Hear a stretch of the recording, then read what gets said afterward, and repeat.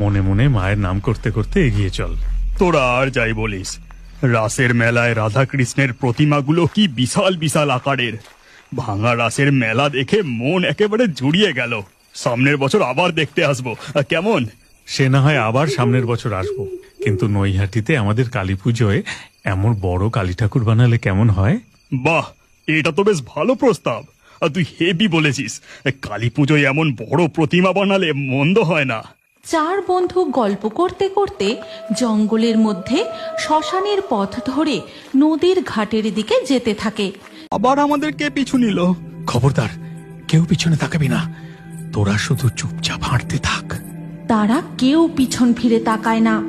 দেখা যায় তাদের পিছু পিছু কে যেন নূপুর পায়ে হেঁটে চলেছে। এরপর তারা যখন হাঁটতে হাঁটতে নদীর ঘাটের কাছাকাছি পৌঁছায়, আরে, ওই নূপুরের শব্দটা তো আর পাওয়া যাচ্ছে না। চার বন্ধু পিছনে তাকিয়ে দেখে যে সেখানে কেউ নেই, শুধু একটি জবা ফুল পড়ে আছে। তাদের দেখে,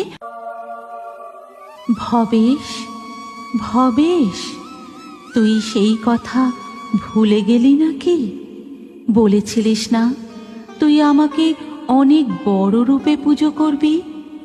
আমি বড় রূপে তোর হাতে পুজো নিতে চাই, ভবেশ, ভবেশ। ভবেশের স্বপ্ন ভাঙতে সে আঁতকে বিছানায় উঠে বসে। মা কালীর এমন স্বপ্ন দেখে ভবেশ মনে মনে বলে, সত্যি তো, গতবারে নবদ্বীপের রাসের মেলা দেখে ফেরার সময় আমরা বলেছিলাম বটে যে অনেক বড় কালী মূর্তির পূজা করব। জয় মা তারা, জয় মা তারা। করুণাময়। এরপর ধীরে ধীরে কালী পুজোর দিন এগিয়ে আসতে থাকে। মা কালীর স্বপ্নাদেশ মতো ভবেশ নিজের হাতে তার বাড়িতে 14 হাত কালী প্রতিমা নির্মাণ করেন। ভবেশের বন্ধুরাও তাকে হাতে হাতে সাহায্য করে।